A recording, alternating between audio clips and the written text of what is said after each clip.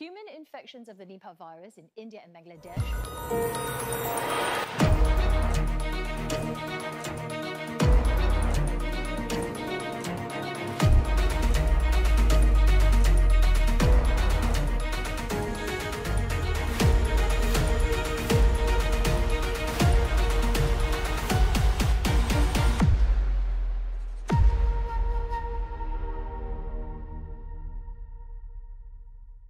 আচ্ছা, আবারও কি পৃথিবী থেমে যাবে?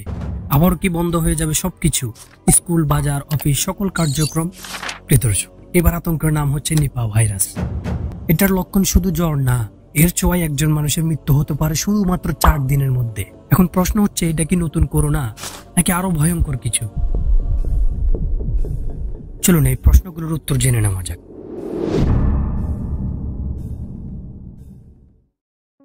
প্রিয় দর্শক, নিপা ভাইরাস প্রথমে শনাক্ত হয় 1998 সালে মালয়েশিয়ায়।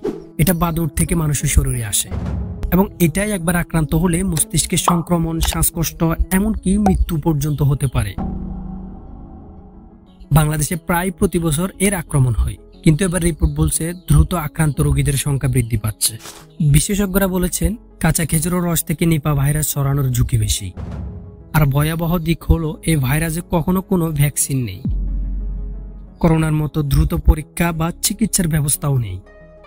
যে ব্যক্তি এই রোগে আক্রান্ত হয় তার 40% থেকে 75% পর্যন্ত মৃত্যু ঝুঁকি। বাংলাদেশের কয়েকটি অঞ্চলে নিপা ভাইরাসের সংক্রমণ পাওয়া গেছে, বিশেষ করে যেসব জায়গাগুলোতে খেজুরের রস খাওয়া হয় বেশি, সেসব অঞ্চলে সতর্কতা খুবই জরুরি। প্রিয় দর্শক, গুজব নয়, সতর্কতা দরকার, কারণ এই ভাইরাস চুপচাপ আসে কিন্তু ক্ষতিটা খুব দ্রুতই করে যায়। প্রিয় দর্শক, ভয়ের কোনো দরকার নেই, আমাদের দরকার হচ্ছে সচেতনতার। আমরা চাইলে নিপা ভাইরাসকে প্রতিরোধ করা সম্ভব। কিভাবে, চলুন জেনে নেওয়া যাক। কাঁচা খেজুরের রস না খেয়ে, অসুস্থ পশুর সংস্পর্শ এড়িয়ে, অসুস্থ হলে দ্রুত হাসপাতালে গিয়ে, এসব অনুকরণের মাধ্যমে আমরা নিপা ভাইরাসকে প্রতিরোধ করতে পারি। করোনা আমাদের শিখিয়েছে সতর্কতা মানেই জীবন। এবারও আমরা পারবো, যদি সবাই সচেতন থাকি।